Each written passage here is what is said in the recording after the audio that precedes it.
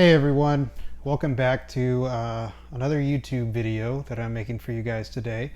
Today's going to be a little bit different from the last couple videos. I'm going to be doing another one of those case studies for my clients. And so you might have seen from the title that this one is on my client Holly Baxter.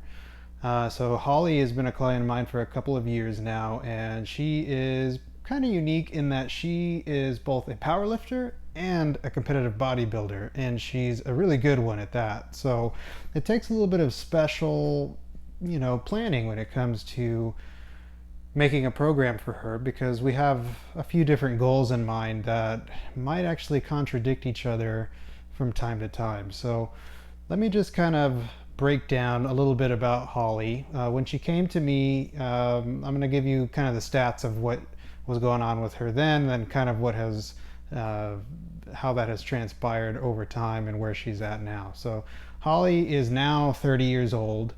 She is a full-time coach, business owner. She is a fitness influencer. She is a stepmom to two children, and so her life is really busy. She's got a lot of responsibilities that she has to take care of on a day-to-day basis.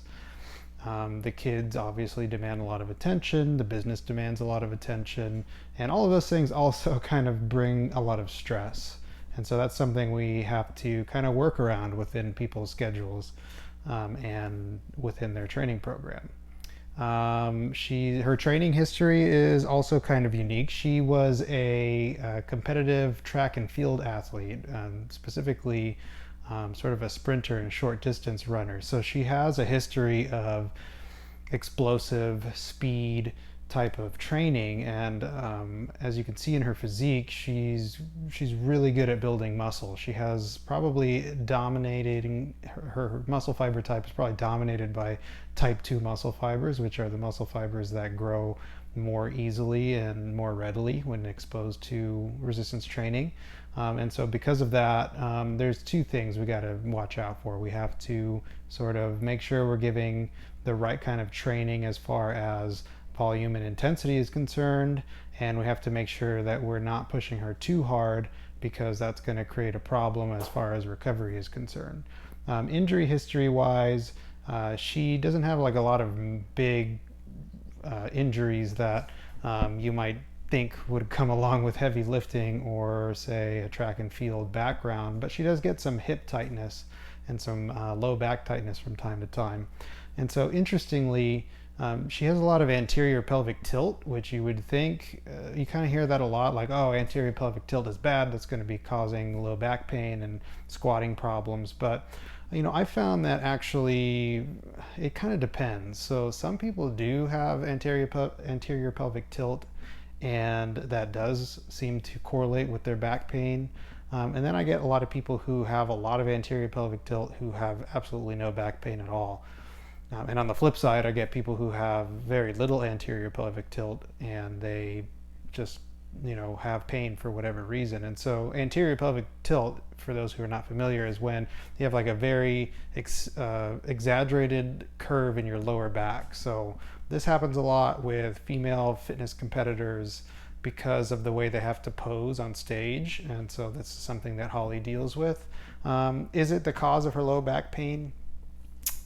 I don't think it's really the cause of her low back pain. I think that she also has a lot of other things going on, such as she sits a lot for work. She's at a desk a lot all day, and she did a lot of sprinting in the past, and because of that overuse of the hip flexors from sprinting and running, I think that her body kind of just has a mechanism or a trigger in there that causes everything to kind of get tight, and maybe a little bit of weakness going on in some muscles that we had to address. So that's something that I evaluated and basically took care of within her program. So what does she need? Well, I mentioned earlier that she is a competitor as far as bikini competitions and fitness competitions is concerned, but she's also a power lifter. So can you build muscle and build strength at the same time? Yes. Is it smart to sort of try to do both at the same time and not maximize one or the other? I think it kind of depends. Can you build a lot of strength and build a lot of muscle at the same time? I think it depends on the person. In Holly's case, I was pretty confident that she could. I was pretty confident that we could do sort of both at the same time. And the reason is because she has that muscle fiber type distribution of being type 2, which predisposes her to being very good at building muscle and also pretty good at building strength. And so, also, she just has a really, really awesome drive to accomplish things, whether it be in her business or whether it be in training. And so, I hadn't really have any concern that she would be able to push herself to get the work done that needed the work that's necessary to kind of push those in the right direction simultaneously. Another thing she needed was to keep stress low. So we can't really kill her in the gym every single day because she's got to be able to do her job, be there for her husband, be there for her stepchildren, and run her business, and also kind of have a cheery attitude when it comes to YouTube and all the fitness influencing type of stuff that she does. So we can't we could give her 3 hours in the gym and kill her in the gym, but that's probably going to bleed into other areas of her life that I don't really want to have affected by her training. And then she actually is somebody who really likes doing cardio. So I'm somebody who likes doing cardio. A lot of people that come to me don't like doing cardio, but every now and then I do get people who really enjoy doing cardio. And so that has to be accounted for in the program because that's extra load on the joints, that's extra load on the muscles. And when it comes to gaining strength, especially like in a powerlifting block, specific block, you're going to have to maybe bring down the cardio just a touch. So we have the cardio programmed into our program, but we manipulate that over time based on what she's doing in the gym. So, and then biomechanical changes was something that I took into consideration for her. She was a sumo deadlifter for a long time, and she thought that was her preferred stance. And I kind of agreed with her up front. But actually, one day at a powerlifting meet that she was at, she was having some really bad tightness in her hip. It was really affecting her ability to get down to the bar and pull the bar off the ground. So we just kind of made the call, or I made the call, that she should just pull conventional that day. And she did really well. And, we just kind of stuck with that. She's actually a better conventional puller despite what we thought and despite kind of what her biomechanics and her anthropomorphics say.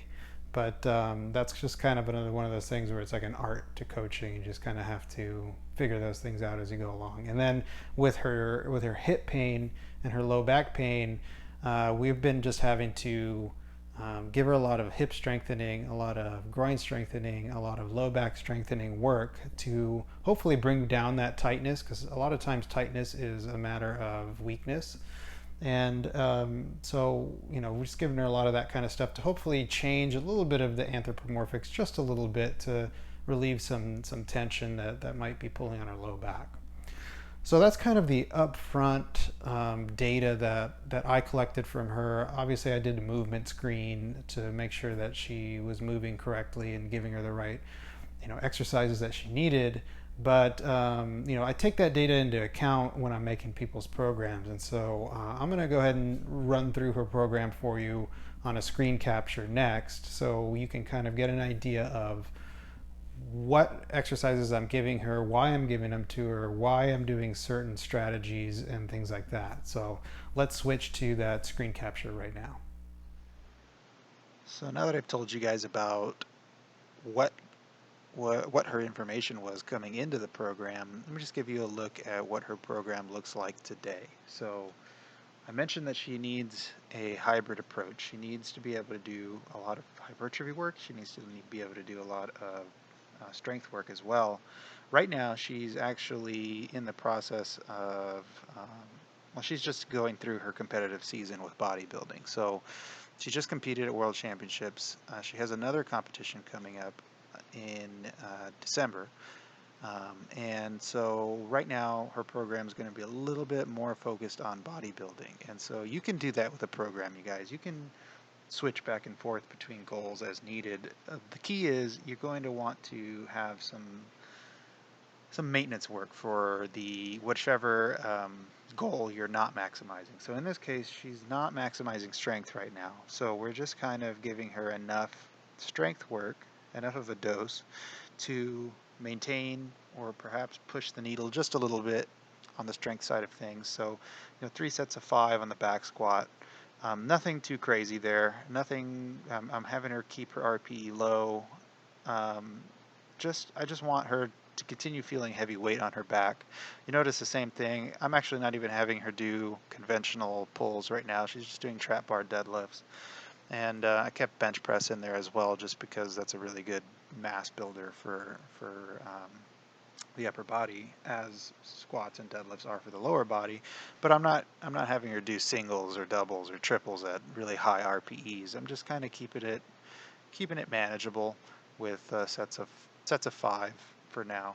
And then you'll see that we really go into a lot of hypertrophy work. So she's doing leg press, she's doing lunges, she's doing leg extensions. One thing that she told me, as far as feedback goes from judges and her own wants, is that she really wanted more quad hypertrophy. She wanted to get bigger quads. A lot of the people she's competing against have really massive and defined quads, and so that's a place she's been trying to work on. So we've really been hammering her quads lately, as you can see. And then we kind of follow that up with some hip strengthening work, some adductors, some abductors, and she's got great calves, so I don't really have to work her calves too much, but just a little bit of calves in there with an exercise that I really like, which is isolating each side, really getting the stretch in there, and really, just pushing hypertrophy with um, the calf muscles. And then the next day, the trap bar deadlift. So this is more of like a quad focused day, you could say, a little bit more anterior um, leg muscles. And then here we have a little bit more of a uh, glute focused and hamstring focused day. So we have the trap bar deadlift. Um, Now, you might recognize that the trap bar deadlift is a little bit more quad intensive than a conventional deadlift. And the reason I did that is because of the fact that we're working on quads. So we're getting like more frequent doses of quad work here, and that's going to push hypertrophy for the quads and hopefully show up, in a couple months' time when she goes to compete on stage. So, but at any rate, this is still more of a hamstring and glute focused day. You can see a deadlift, an RDL, which is super glute and hamstring focused. We've got hip thrusts, I'm sorry, uh, glute extensions, Smith machine kneeling glute extensions. We've got frog pumps, and this is more like that high rep hypertrophy work that it's kind of controversial. Does do sets of 50 build muscle? Well, I think that I've seen with certain muscles, they definitely do. And I think if you talk to the glute guy himself, Brett Contreras, he'll definitely tell you that some high rep burnout sets like this have been pretty instrumental in a lot of his programs. So I'm kind of following his lead on that because he's the expert with glute training. And so I've also seen that to be the case with my clients. But uh, cable pull throughs, more glute work, and then I'm kind of doubling up on her abduction and adduction. These are really low impact exercises. Hip abduction, hip adduction, especially if you're going to do those with like bands or cables. You're not getting a lot of muscle damage, so to speak, with these, which is kind of another interesting thing because we hear all the time about how muscle damage is absolutely necessary when it comes to hypertrophy. But why do why does band work promote so much hypertrophy when it doesn't really tear down the muscles very much? You could do band work pretty much every day and not really get sore, um, but you will grow from it. So, there might be a little bit more at play there that we don't know about yet. But well, I've seen that if I push this kind of work on a more consistent basis, I don't really see a lot of issues with respect to recovery or muscle damage or things like that. And then a burnout set here. I like to do these where I give people sort of a rep goal, and I tell them just to hit that number of reps in as little time as possible. So they can kind of gives them the opportunity to hit as many reps as is comfortable for them without feeling like, if I told her to say to do 3 sets of 40, that might be kind of daunting on paper. But if she kind of just does it herself, then that's great. If she does this in 10 sets of 12, then that's great too. It doesn't, as long as she gets the reps basically. And this is kind of just a finisher. As you can see, it's the last exercise of the day. And um,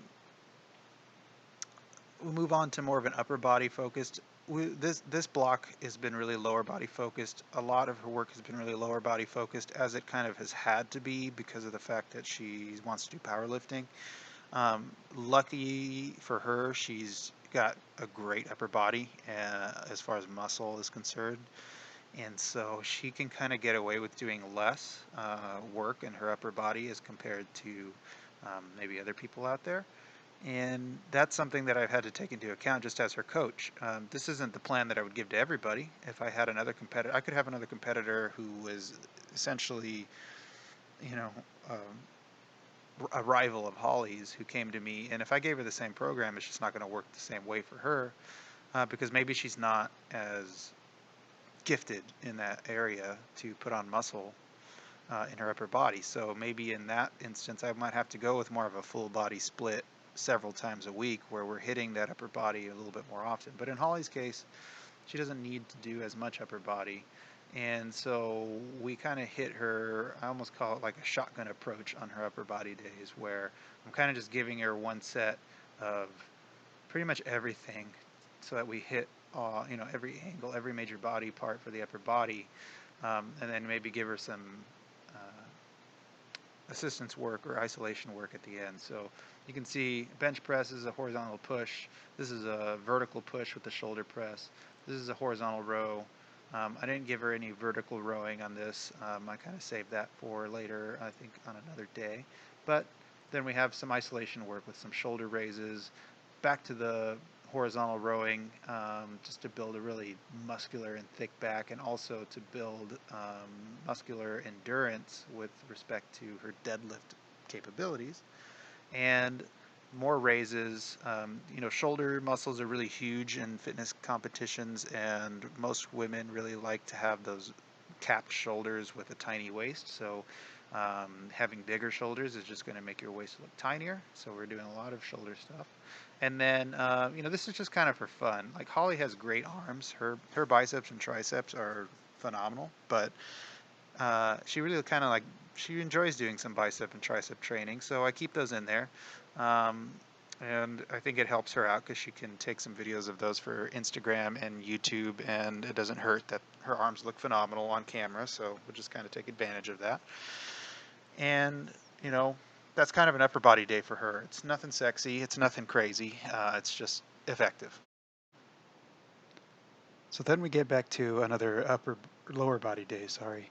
We got leg press, we've got leg press calf extensions, we've got some reverse lunges, we've got some sissy squats, calf raises, so on and so forth.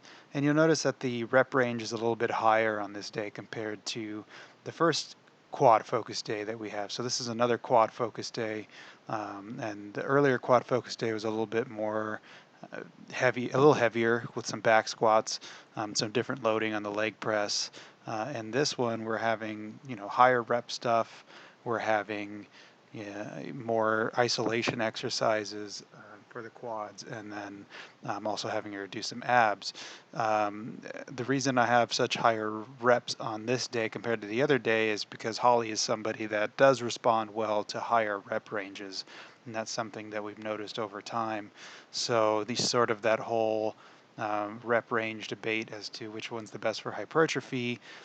Here you can see that it kind of is very specific to each person. So Holly is somebody that does need a mix of really high reps and really low reps at times to get some hypertrophy going, but everybody's going to be a little bit different there.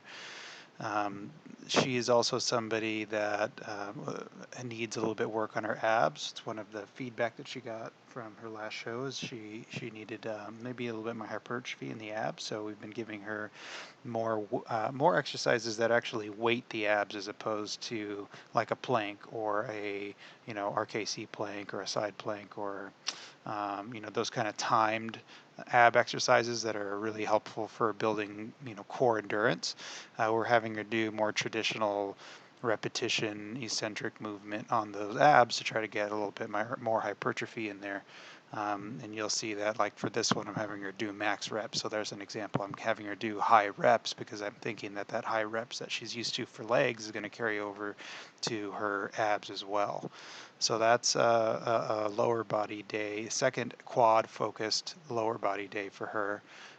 Then we move on to the second uh, posterior chain or glute and hamstring focused day, and we've got barbell hip thrusts 1.5s. So 1.5 meaning she goes down, up halfway, back down, and then up all the way. So she's getting 1.5 reps each time. This is sort of a trick that I use. I think, you could do a bunch of different glute work. I could throw a bunch of different glute work that's going to really tire her out and get her glutes burning, but that's going to take more time, and that's going to take maybe a little bit more stress on her body. And like I've been mentioning, we need to make sure that we reduce the amount of time she spends in the gym because of her schedule, and we need to reduce the amount of stress we put on her because of her lifestyle. And so doing something like a barbell hip thrust with 1.5 reps each rep, or yeah, each time you do it, that's really going to burn the glutes. That's really going to put a lot of emphasis on the glutes, and you're getting a lot more bang for your buck with one exercise as opposed to having to break it down into two. So that's kind of a heavy hip thrust with a little bit of extra range of motion there, and then we get into just some more hypertrophy, glute hyperextensions. We get into some hypertrophy with the hamstring curls, abductions, and adductions again, so we can work on that hip um, mobility and that hip stability. And then I have her do a circuit of kettlebell swings, high step ups, and lateral banded walks. So the high step ups is giving me another dose response for quads that she already got a lot of the day before, but we're just kind of giving another little dose response there. But it's also really good for the glutes because it's extended range of motion. And then more abduction here to help with those hips. So nothing crazy there, but just really effective hypertrophy work, again, except for the barbell hip thrust being in the 5 rep range, but with those extra half reps, it ends up being more like 8. And then finally, we finish out her week with another upper body day. And again, shotgun method here, except now we've switched the emphasis from horizontal and horizontal pushing and pulling to vertical pushing and pulling with a little bit of horizontal here. So we got a lot more shoulders. Again, we're really trying to build her shoulders up, give her that, nice capped shoulder look with a tiny waist. And then we're giving her now, some bicep, tricep, and more ab work. Now, here you'll notice that I have it noted as bicep, triceps of choice, and abs of choice. Now, this is something I do from time to time with my clients when they've already kind of gotten established with certain body parts. Her biceps and triceps look great. Her abs need some work, yes, but I've already given her ab work a couple days this week, and so I'm going to let her have a little bit of fun with what exercise she chooses for her abs. So we're already kind of um, giving her the dose response for hypertrophy with the exercises that I've given her. So if she wants to double up on that, she can do so. If she wants to do more of a timed and core endurance type of thing, she can do so. And that's just my way of giving her a little bit of freedom, a little bit of autonomy, and letting her have a little bit of fun with her program. And the same thing goes for the biceps and triceps. I'm not concerned with developing specific parts of her biceps and her triceps or getting them, any specific adaptation in there because they already look great. So I'm just going to let her have some fun. I'm going to let her do what she wants with those two exercises. And overall, that just kind of makes for a happier client going forward. So, that's kind of a wrap up on her program for the weeks. 6 days a week she's lifting. But and you might think that that's a lot, especially when I've been saying that we need to reduce stress and time and all that kind of stuff in the gym. But you know what? Um, at the end of the day, Holly is somebody that is trying to be an athlete. She's trying to exercise like an athlete. And so she's going to have to be in the gym a little bit more than your average person. But we're going to make it more bearable on her by spreading it out over these 6 days as opposed to doing it all on 4 or 5 days. If we were to try to uh, truncate all of this into 4 or 5 days of lifting, she would be spending, 1.5, 2 hours, maybe even more in the gym, and she just can't afford that at this time. That's not something that's sustainable for her. So we spread it out over time. She can afford to go to the gym more days per week as long as those days are, as long as those workouts are shorter. So that's what we did. We're getting a lot of hypertrophy work this block. We might switch that up in later blocks to be more powerlifting specific because, again, she's going to be starting to compete in her next bodybuilding show in about a couple months. So maybe in about 6 weeks, we start doing more powerlifting specific stuff to start kind of getting that momentum switched over, and then she'll have an easier time prepping for a powerlifting meet. So thanks so much, you guys, for watching this video.